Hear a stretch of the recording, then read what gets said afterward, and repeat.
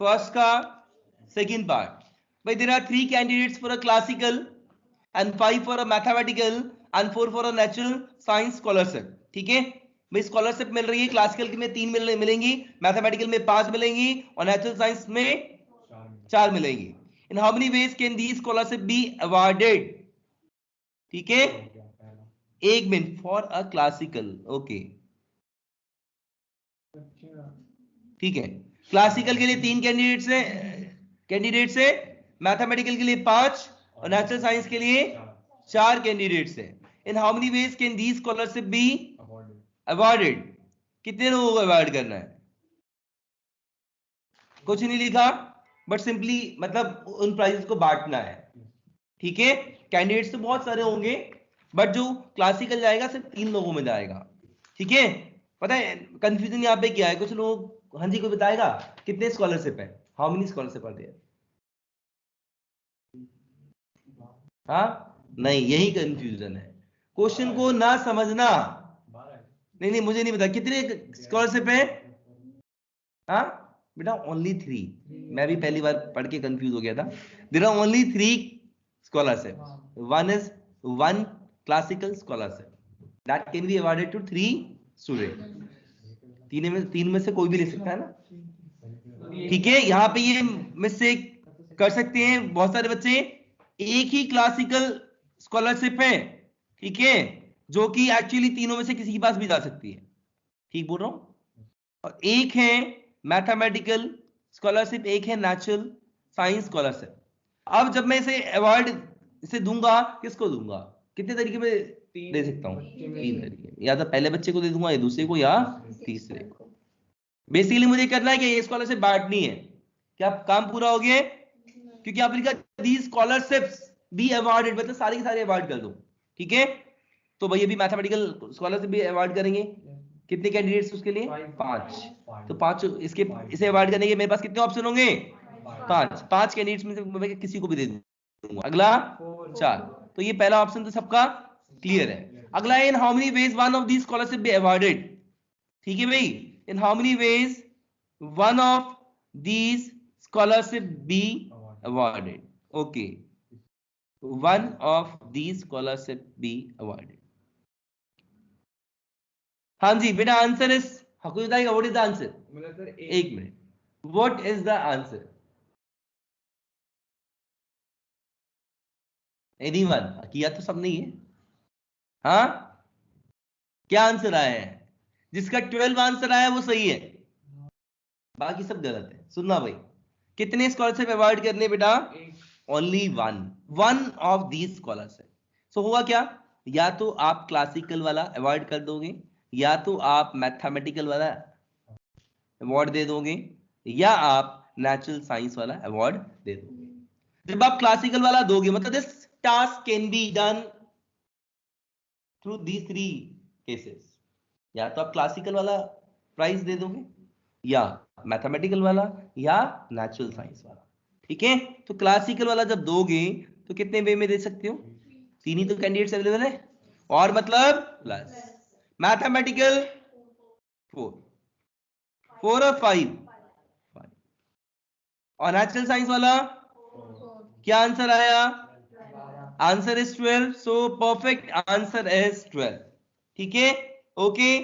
So there was some error, और error इसलिए भी होती है जानबूझ की, मैं कई बार तो अपने 12th के असाइनमेंट में छोड़ देता हूं, क्योंकि कई बार बच्चा पूछता नहीं है तो मुझे पता चल जाता है कि ये तो गलत है, किसी ने नहीं पूछा, मतलब बच्चे ने किया ही नहीं है, क्योंकि मैं सबका तो चेक नहीं कर पाऊंगा ना। हाँ, सो आंसर है 12, बट फिर भी बहुत, मुझे पता है बहुत कम बच्चों ने 12 निकाला हुआ आंसर, जबकि आसान था। देखो दिक्कत यहाँ पे क्या है, आप क्वेश्चन को समझ जाओगे तो आंसर आ जाएगा। आप खुद देखो ना, क्वेश्चन में कुछ, आंसर में कुछ नहीं था, लेकिन क्वेश्चन को समझना जरूरी है। Only one of these scholarship will be awarded ना, तो या तो क्लासिकल वाला दे दोगे, या मैथमेटिकल, या नेचुरल साइंस, तो या का मतलब क्या है बीच में? प्लस। ठीक है, एडिशन कब लगाते हैं बेटा? जब और वाली फीलिंग आएगी। ठीक है, ओके। हाँ जी नेक्स्ट, हाँ जी भाई, मैं चलो सेकंड अभी फिलहाल छोड़ो, देखेंगे लास्ट में। डाउट वाले बोलो जिनमें पार्टी, कौन सा? थर्ड हो गया? 6 वाला, थर्ड मेरा भी हो गया। चलो पहले 6 देख लो। 6 हो गया था मेरा। ओके कोई बात नहीं, 6 इसका भी डाउट है। Find the number of different signals that can be generated by arranging at least 2 flags, ठीक है, in order one below the other. यहाँ पे ऑर्डर मैटर कर रहा है नहीं कर रहा? कर रहा है। वैसे भी मल्टीप्लिकेशन रूल में ऑर्डर मैटर करता है, दैट मीन हम मल्टीप्लिकेशन रूल लगा सकते हैं। यहाँ पे साफ साफ लिखा है एक फ्लैग के नीचे दूसरा फ्लैग, ठीक है। तो भाई question number 6 is very very simple. आपको सिग्नल जनरेट करने, कैसे? कम से कम 2 फ्लैग्स को यूज करके, कम से कम 2 फ्लैग्स को यूज करके, ठीक है। और फ्लैग्स कैसे यूज कर रहे हो? वन बिलो द अदर, एक ऊपर एक नीचे। अब 2 यूज करे तो ऐसे ही करोगे, 3 भी कर सकते हो, 4 भी कर सकते हो, ठीक है, और 5 भी कर सकते हो। कितने अवेलेबल है टोटल? 5, ठीक है। तो ध्यान देना भाई, आप जब सिग्नल जनरेट करेंगे तो you will be generating it by 2 flags, by 2 flags, or by 3, or by using 4, or by using 5, ठीक है। मैं जब इसको जनरेट करूंगा, ये मैंने फ्लैग्स बना दिए, ठीक है। कोई दिक्कत है क्या? 1 बिलो द अदर है तो 4 आएगा ना। एक मिनट, मैंने बोला ना काउंटिंग मेरी बहुत कमजोर है। हाँ जी, पहले भी बोला है। हाँ जी, बाय 2, तो 2 फ्लैग्स यूज करेंगे। अवेलेबल कितने फ्लैग्स है? 5। तो इसे फिल करने की कितनी चॉइस है मेरे पास? 5। इसे फिल करने की 5 into 4, क्लियर है। इसे 5 into 4 into 3, इसे 5 into 4 into 3 into 2, इसे 5 into 4 into 3 into 2 into 1, ठीक है। सबके बीच में क्या है? और बोले तो आंसर विल बी, ये 120 हो गया बेटा, ये भी 120, ये 60 और ये 20। Okay, is this clear? Answer है 320।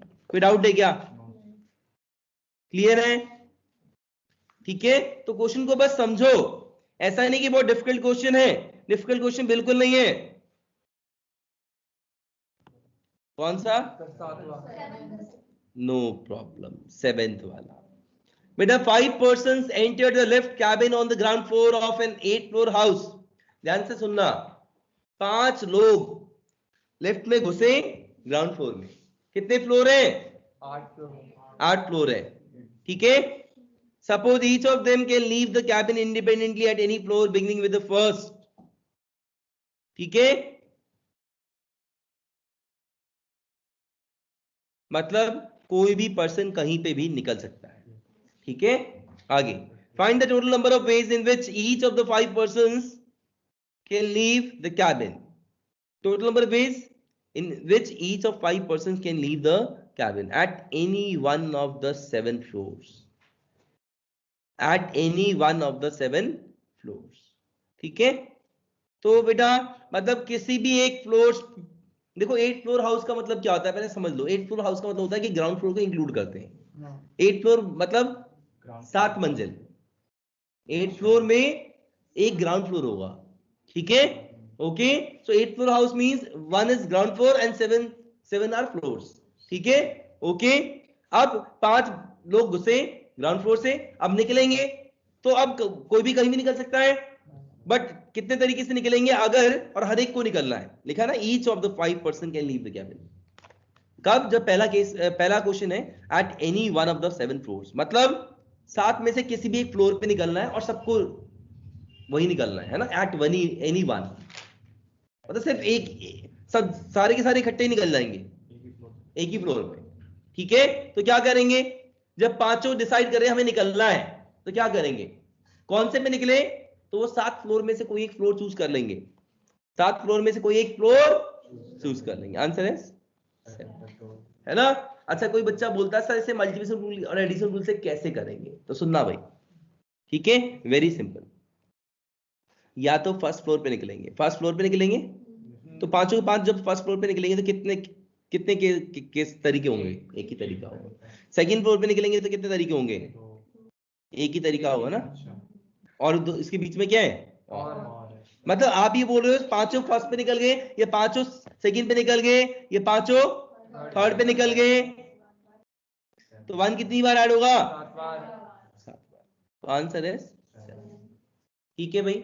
और we can simply select 1 floor out of 7 floor where they all can exit. ठीक है, ओके, क्लियर है? सो आगे बढ़े. Okay, in a monthly test the, इसके दूसरा पार्ट कोई दिक्कत नहीं है.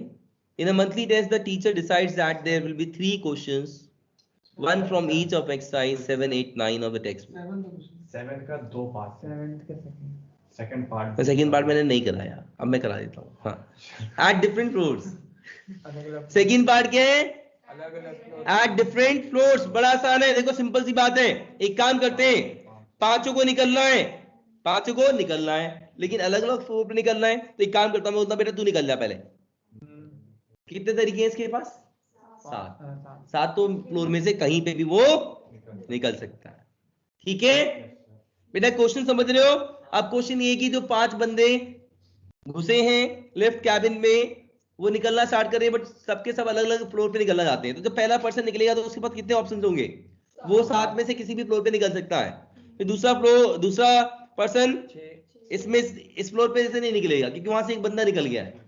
6, फिर अगला 5, अगला 4 into, just multiply, you'll get the answer 360 into 7. ठीक है, कितना आ गया? 2520. ठीक है भाई, क्लियर है? कोई डाउट है? बेटा 8 क्वेश्चन देखना. 8 में डाउट है? हाँ जी, anyone have any kind of doubt in question number 8? No? Okay. हाँ जी, up to 15 any doubt? up to 15 any doubt? 13th में, 13th के अलावा किसी और को सर 9th. कौन सा बेटा? 9th. ओके 9. ओके, किसका डाउट है ये? अनन्या, श्रुति? सर श्रुति. हाँ ओके. अच्छा भाई, बातें नहीं देखना जरा एक बारी. A mint prepares metallic calendar specifying months, dates and days in the form of monthly sheets. 1 plate for each month. Metallic calendar है, उसमें मंथ्स भी होंगे, डेट्स भी होंगे और डेज भी होंगे in the form of monthly seats. ठीक है, मंथली सीट्स होंगी मतलब एक मंथ का एक बारी एक सीट होगा. ठीक है. How many types of February calendar should it prepare to serve for all the possibilities in the future years. नहीं, क्वेश्चन सही है, इसमें कुछ एक्स्ट्रा नॉलेज की जरूरत पड़ती है. हाँ, एक minute. How many types of February calendars should it prepare to serve for all the possibilities in the future years? Normal year और लीप ईयर. 4 साल फिर या तो मंडे को 1 तारीख, फिर ट्यूसडे को 1 तारीख. भाई देखना जरा, ऐसा है फरवरी का हम कैलेंडर बनाने जा रहे हैं. ठीक है, अभी देखते हैं ना, सब सारी पॉसिबिलिटी लेंगे. How many types of February calendars? मुझे फरवरी का कैलेंडर बनाना है. ठीक है, तो बेटा आप सिर्फ डे 1 की बात कर लो. किसकी? डे 1. ठीक है, क्योंकि बाकी पीछे तो फॉलो होंगे, बाकी पीछे फॉलो होंगे. तो फरवरी में भी 2 तरह के कैलेंडर बनते हैं, एक लीप वाला और एक नॉन लीप वाला. हाँ जी, लीप वाला जो कैलेंडर होगा उसमें कितने नंबर ऑफ डेज होते हैं? 29 डेज. हाँ, मतलब यहाँ पे लास्ट 29 से एंड करेगा ये. ठीक है भाई, अब आ जाओ यहाँ पे. नॉन लीप में 1 से स्टार्ट करेगा और 28 पे एंड करेगा. तो आप जब फरवरी का कैलेंडर बना रहे हैं तो आपके दिमाग में सिर्फ 2 ही केस आ रहे हैं. केस नंबर 1, इधर it will be a leap year calendar, उसमें फरवरी का मंथ होगा, या तो नॉन लीप वाला कैलेंडर होगा, उसमें ये फरवरी का कैलेंडर होगा. ठीक है, तो 2 केस बना दिए मैंने. इसके बीच में क्या है? और या एंड? और. अब मुझे इसका कैलेंडर बनाना है, वो भी डिफरेंट तरीके के कैलेंडर बना रहे हैं. तो बेटा मैं अगर ये जो 1 तारीख है, अगर मैं 1 तारीख को मंडे से स्टार्ट करूंगा, एक कैलेंडर वो बनेगा, है ना? तो एक इसके पास कितनी चॉइसेस है? 7 चॉइसेस है ना? Monday, Tuesday, Wednesday, Thursday, Friday, Saturday, Sunday. ठीक है, तो ये 7 कैलेंडर्स बन गए. और मतलब इसको बनाओ नॉन लीप ईयर वाले, कितने बनेंगे? ठीक है, कितने बनेंगे? 6 क्यों बनेंगे? 1 मिनट, ठीक है बेटा। अब मैं फिर से 1 तारीख को कोई डे दे रहा हूं, तो मैं मंडे दूंगा या ट्यूसडे या वेडनेसडे या थर्सडे या फ्राइडे या सैटरडे या संडे। टोटल 14 तरीके के 7 + 7 इज नथिंग बट 40। तो निकालना क्या था कि कब से स्टार्ट हो रहा है डे? नहीं, कुछ भी नहीं निकालना था।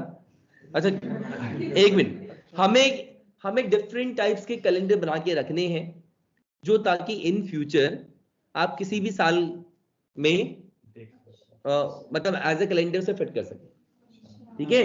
तो कभी किसी साल में हो सकता है लीप ईयर का पहला तारीख मंडे हो, लीप ईयर का पहला तारीख फरवरी में ट्यूसडे हो, लीप ईयर का थर्सडे हो, वेडनेसडे हो, तो लीप ईयर के 7 लोगे, तो नॉन लीप ईयर के भी 7 होंगे, कितने होंगे टोटल? 14। और क्या तरीका होगा क्या? ठीक है, क्लियर है? ओके, अगले पे बढ़े। Is it clear? इसने भी ऐसे ही किया है, करने का उसका वही तरीका, ठीक है? ठीक है भाई, क्लियर है? देखो सिंपल सी बात है, आपकी कंपनी है, आप कैलेंडर छापने वाले हो और आप आने वाले सालों के लिए सबके लिए हमेशा बना के रख रहे हो, ताकि बार बार आपको बनाना ना पड़े। बस सब कुछ कंप्यूटर में टेम्पलेट के फॉर्म में सेव कर देंगे, ठीक है? बस उठा के डालते रहना है, ठीक है? तो कितने डिफरेंट तरीके की वो बना के रखे, क्वेश्चन ये था, है ना? तो फरवरी का जो भी मंथ होगा, या तो उसमें 28 डेज होंगे या 29 डेज होंगे, है ना? तो लीप ईयर वाला 29 डेज वाला, तो उसमें क्या होगा? जो पहली तारीख होगी या तो मंडे होगा, एक कैलेंडर तो वैसा बन सकता है, ट्यूसडे वाला बन सकता है, कभी किसी साल 1 तारीख को ट्यूसडे भी हो सकता है, किसी साल 2 तारीख को 1 तारीख को वेडनेसडे भी हो सकता है, ठीक है? तो 7 डेज आते हैं लीप ईयर के लिए। फिर नॉन लीप ईयर के लिए कितने होंगे? 7 + 7 40, ठीक है? क्लियर है? आगे बढ़ते हैं बेटा, ध्यान देंगे जरा। हाँ जी, नेक्स्ट डाउट 13। हाँ जी, इससे पहले किसी को लग रहा था किसी का आंसर मिसमैच हो रहा है, गलत हो रहा है? उसी में बस डाउट था। ओके, हाँ जी 13th वाला देखना रहा। For a set of 5 true false questions, कितने हैं? 5 क्वेश्चंस हैं। कैसे हैं? True false. No student has written all correct answers, ठीक है? किसी भी बच्चे ने सही आंसर्स नहीं किए, मतलब सारे सही नहीं किए, सारे सही नहीं किए, एक सही हो सकता है, 2 सही हो सकता है, बट सारे सही नहीं किए। No 2 students have given the same sequence of answer. No 2 students have given the same sequence of answer. मतलब जो इन्होंने आंसर्स किए हैं सेम टाइप का आंसर, डिट्टो कॉपी, मतलब मैं देख नहीं पाऊंगा, पता नहीं आ पाऊंगा इन दोनों चीटिंग की है, क्योंकि इन दोनों के आंसर्स बिल्कुल मिसमैच हो रहे हैं। मतलब एक क्वेश्चन मैच हो सकता है, 2 क्वेश्चन मैच हो सकता है, बट 5 के मैच नहीं हो। मतलब इसके जो 5 आंसर, इसके जो 5 आंसर है वो क्या है? बिल्कुल अलग, ठीक है? क्लियर है? आगे देखते हैं भाई। What is the maximum number of students in the class for this to be possible?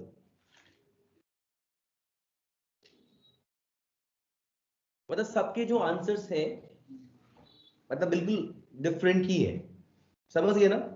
मतलब डिट्टो सेम आंसर शीट किसी की भी नहीं है। डिट्टो सेम आंसर शीट का मतलब क्या है? कि पूरा का पूरा आंसर, 5 के 5 आंसर मैच कर रहे हैं, ठीक है? तो सबके 5 के 5 आंसर मिसमैच कर रहे हैं, मतलब पूरा का पूरा आंसर शीट कॉपीड नहीं है, ठीक है? ओके, तो डिफरेंट है। घर से कॉल आ रहा है। No student has written all correct answers, और किसी भी स्टूडेंट के सारे आंसर्स करेक्ट नहीं है, ठीक है? तो मैक्सिमम नंबर ऑफ स्टूडेंट्स कितने होंगे?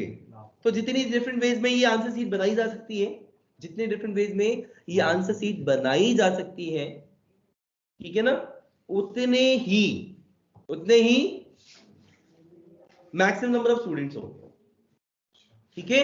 उतने ही मैक्सिमम नंबर ऑफ स्टूडेंट्स होंगे।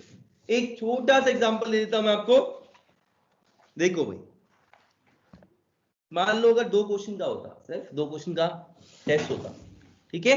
सिर्फ दो क्वेश्चन का टेस्ट होता, 2 क्वेश्चन टेस्ट, ठीक है? तो एक बच्चे ने लिखा था दोनों ट्रू, एक बच्चे ने लिखा था ट्रू फॉल्स, एक ने लिखा था फॉल्स ट्रू, और एक ने लिखा था फॉल्स फॉल्स। तो मतलब उनकी आंसर शीट कभी मैच ना करें तो ऐसी डिफरेंट आंसर शीट कितनी बनेगी? 4 ही बनेगी ना, समझ गए आप?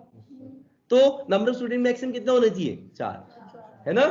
और अगर मैं ये बोल दूं कि कोई भी ऐसा बच्चा नहीं है जिसने सारे सही किए तो 4 - 1 क्या? 4 - मैंने बोला कोई भी आंसर शीट ऐसी नहीं है जिसमें सारे आंसर सही है।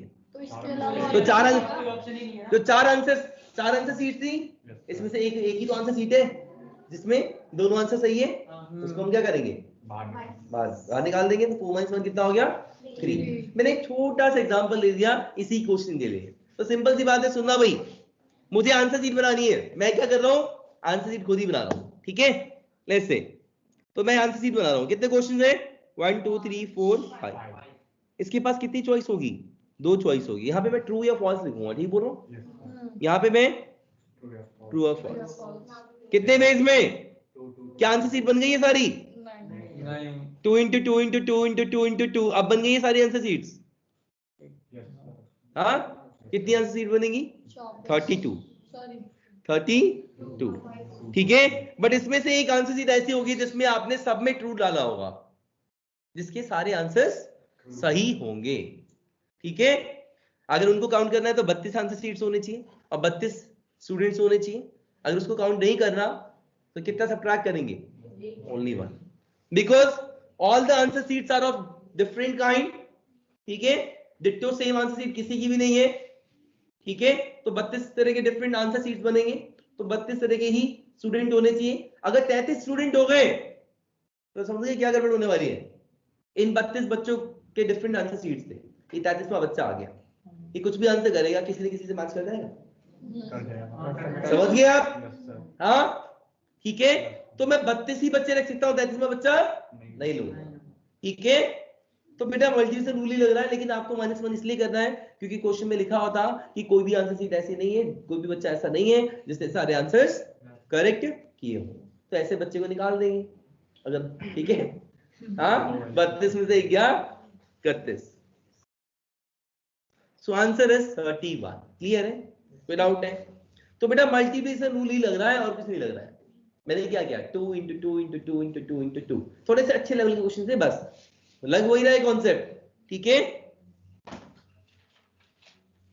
हाँ जी, नेक्स्ट क्वेश्चन देख सकते हो, 31 है ना।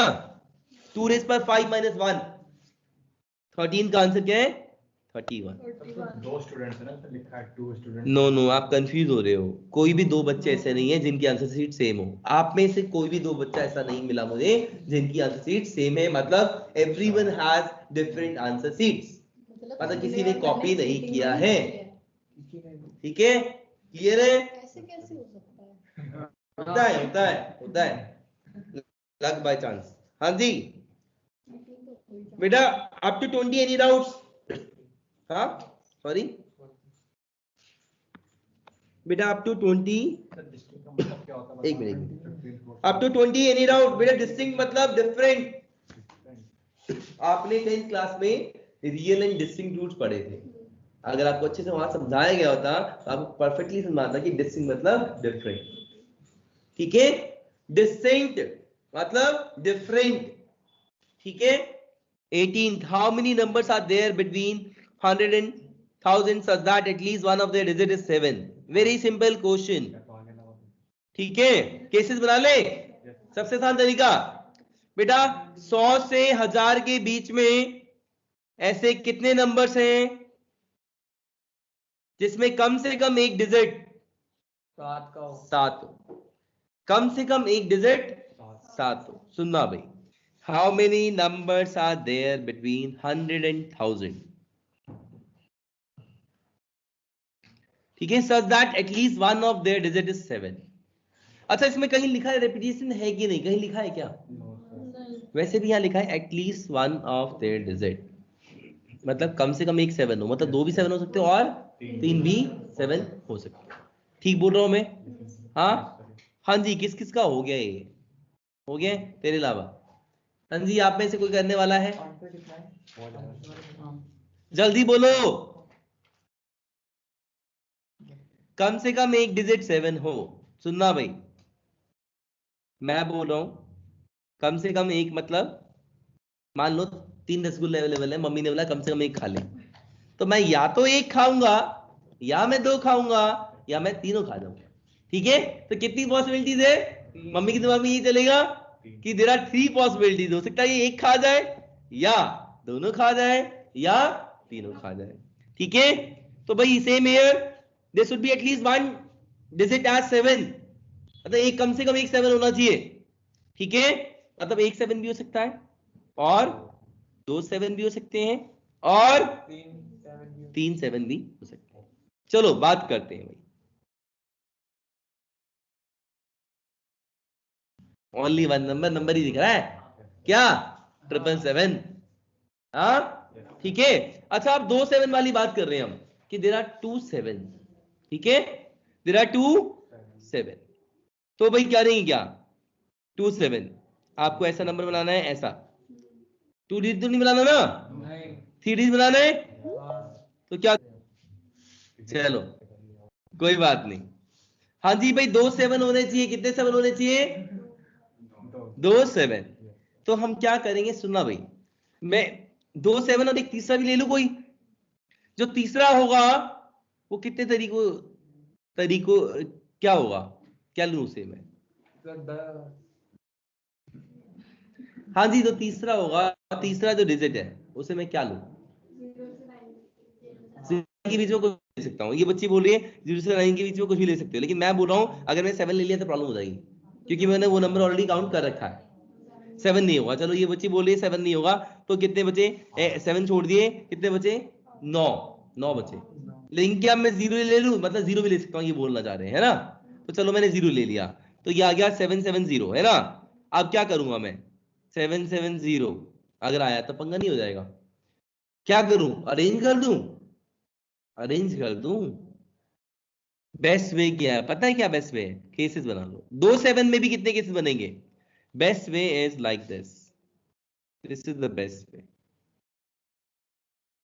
क्यों? इससे क्लैरिटी रहेगी। इसे मैं कितने तरीके से फिल कर सकता हूं? 1 into 1 into 10, 10 नहीं 9। मैं 7 नहीं फिल करूंगा, बाकी कुछ भी फिल कर दूं, कोई दिक्कत है क्या? समझ में आ गया? इसे मैं कितने तरीके से फिल कर सकता हूं? भाई 7 फिल किया 1 वे में, 7 फिल किया 1 वे में, इस खाली वाले को कितने वे में फिल करूंगा? 0 भी फिल कर सकता हूं, बट 7 नहीं करूंगा, तो कितने हो गए? 9। ये 1 वे में हो गया, ये 1 वे हो गया, इसे मैं कितने वे में करूंगा? एक बच्चा बोला 9, 9 नहीं होगा। 9 मतलब आप 0 भी ला सकते हो।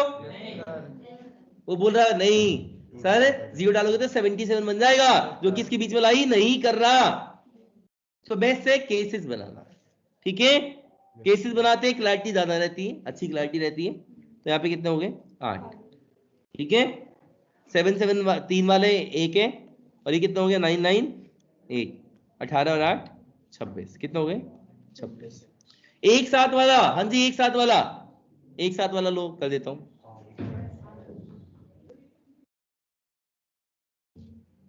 ठीक है, और ये एक साथ वाला, ये जरूरी क्यों है? और कोई तरीका है एक साथ वाले का निकालने के लिए? हाँ जी, दिस एनी अदर वे जिसमें आप एक साथ वाले का निकाल पाए? तरीके हैं, बट गलती हो जाएगी, बताऊंगा मैं आपको भी।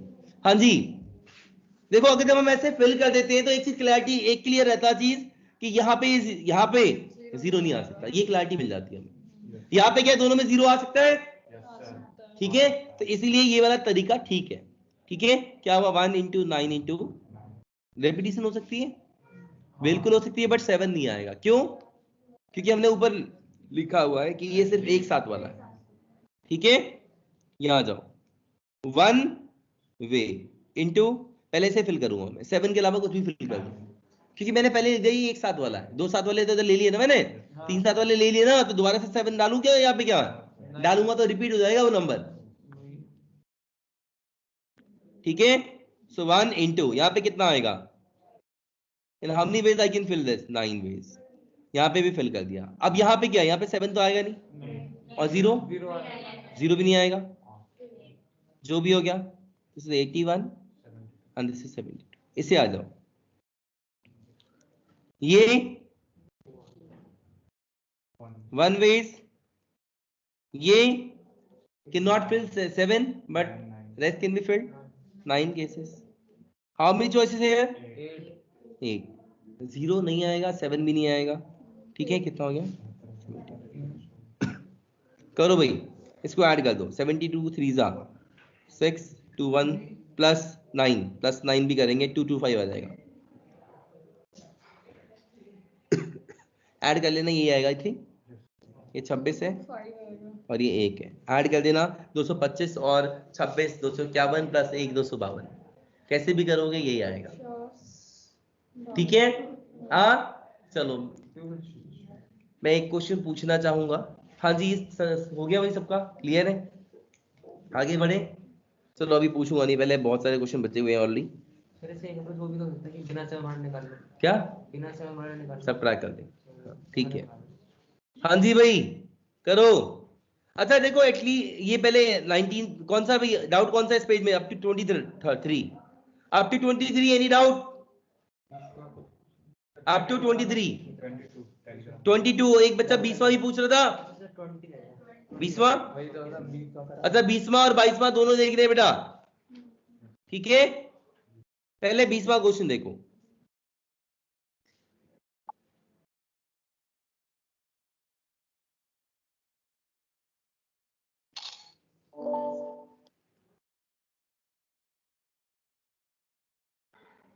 आज भी 12th की क्लास है. यहाँ नहीं है, जयपुर में.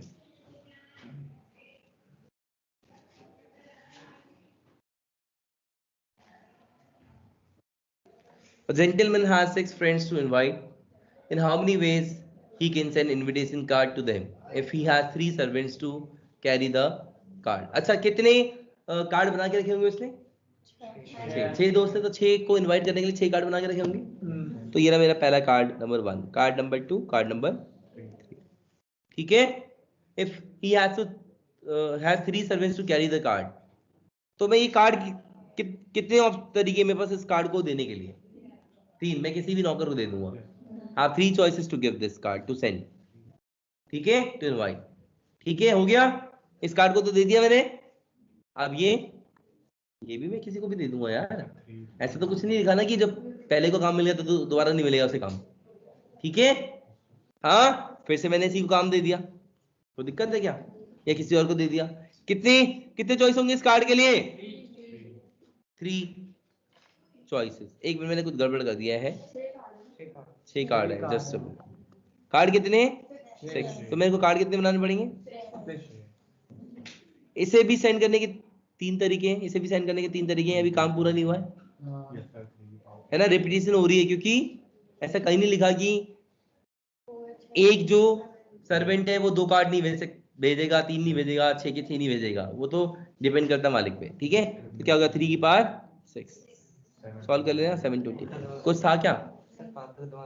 क्या लगाया? मतलब कि पहले एक आदमी को सिर्फ एक कार्ड दिया, फिर 2 कार्ड दिए. रिपीटेशन नहीं समझा. ज्यादा दिमाग मत लगाया करो. ठीक है, ज्यादा चीजें सिंपल होती हैं. ठीक है, बहुत डिफिकल्ट होंगी तो सोच ही नहीं पाओगे. 22th क्वेश्चन भाई, 22वां question. A telegraph has 5 arms and each arm is capable of 4 distinct positions,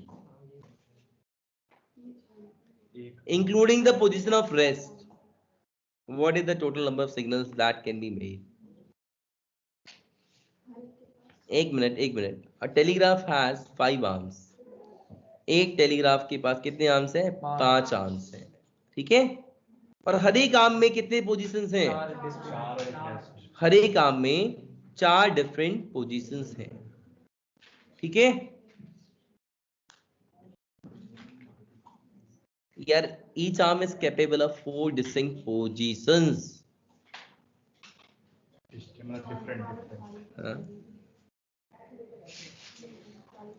Including the position of rest को माइनस नहीं कर देंगे. रेस्ट क्या होगा?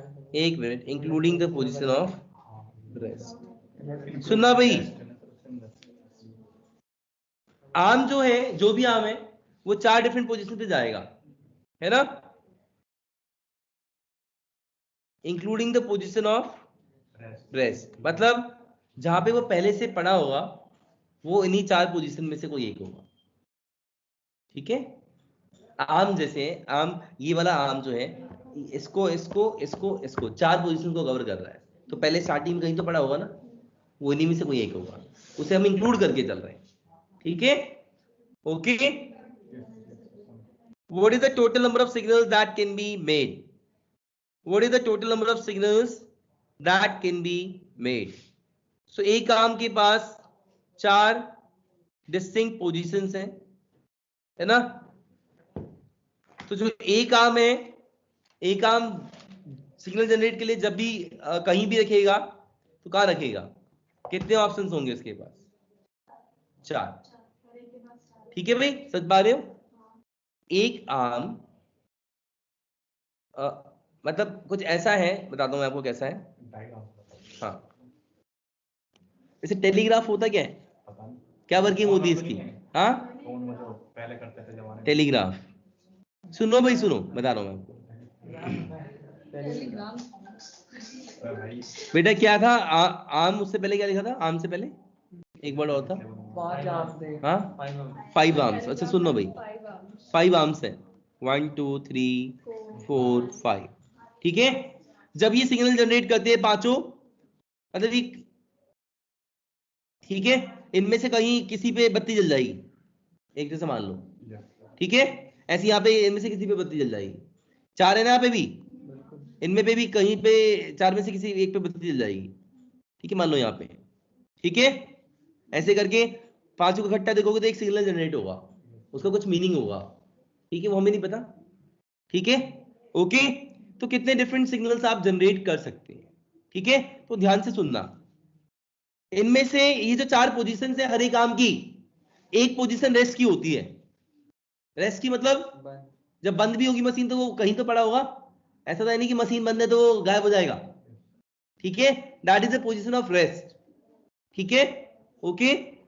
तो अगर कोई कहीं रेस्ट पे भी है तो वो भी तो सिग्नल जनरेट कर ही सकता है, लेकिन अगर सारे रेस्ट पे है मतलब मशीन बंद पड़ी है, ठीक बोलो, अगर सारे के सारे रेस्ट पे है तो मशीन बंद पड़ी है। चलो सिग्नल जनरेट करना स्टार्ट करते हैं। बेटा सिग्नल जनरेट करेंगे तो क्या हुआ, ये आर्म कितने तरह की पोजीशन पे हो सकता है, 4। सिग्नल जनरेट हो जाएगा क्या, पांचों आर्म से ही होगा जब भी होगा। ये आर्म कितने डिफरेंट तरीके के पोजीशन पे हो सकता है, 4, ये 4, ये और ये भी 4, ये आएगा 1024। बट मल्टीप्लाई क्यों कर रहे हैं, हाँ, क्योंकि सिग्नल जनरेट तभी होगा जब पांचों आर्म अपनी अपनी पोजीशन पे होंगे।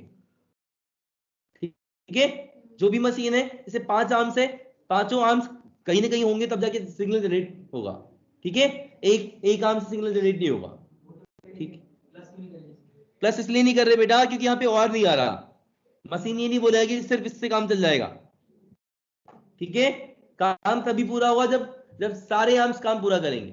ठीक है, ओके। तो आंसर था 1024, बट इनमें से एक कॉम्बिनेशन ऐसा होगा जब सबके सब किस पे होंगे, रेस्ट पे। मान लो सबका रेस्ट वाला पोजीशन ये था, लास्ट वाला। ठीक है, ओके, ठीक है। तो जब सबके सब लास्ट पे होंगे ऐसा एक ही सिग्नल होगा, तो हम उसे एक को सबट्रैक्ट कर दें।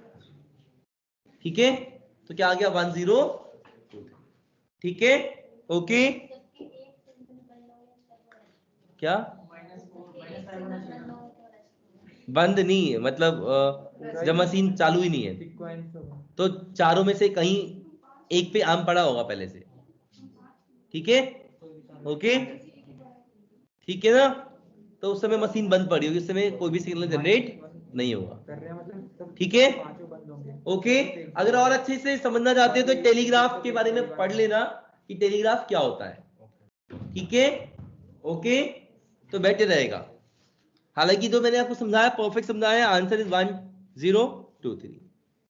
मशीन मुझे भी नहीं पता क्या होती है डिटेल में। ठीक है, हाँ जी बेटा, क्लास में जो क्वेश्चन होते हैं वो रैंडमली तुरंत बनाए होते हैं ना, साथ के साथ। यहाँ बनाने बैठ गया तो हाँ, जा रहा है, टाइम हो गया।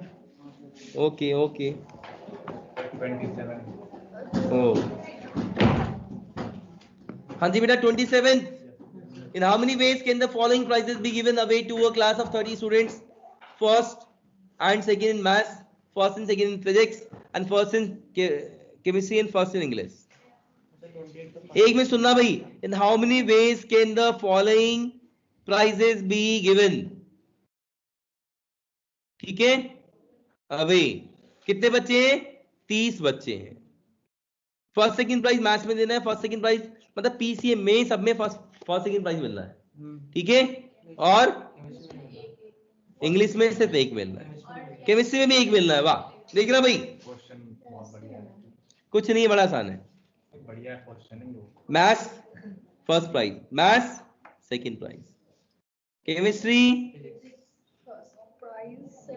Physics first prize, physics second prize, chemistry first prize, English first prize.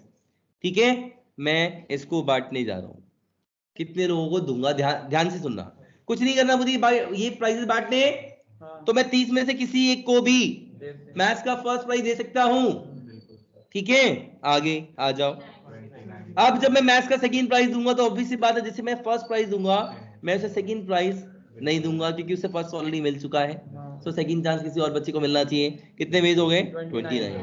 अब वापस आना. देखो यहाँ पे क्या है. अच्छा क्वेश्चन है. फिजिक्स में फर्स्ट प्राइज देना है, मैं किसी को भी दे दूंगा यार. कोई ये नहीं बोला 28 बोलोगे मैथ्स का तो मिल गया, उसे फिजिक्स नहीं मिल सकता. अरे फिजिक्स में भी अच्छा हुआ यार. ठीक है. ओके.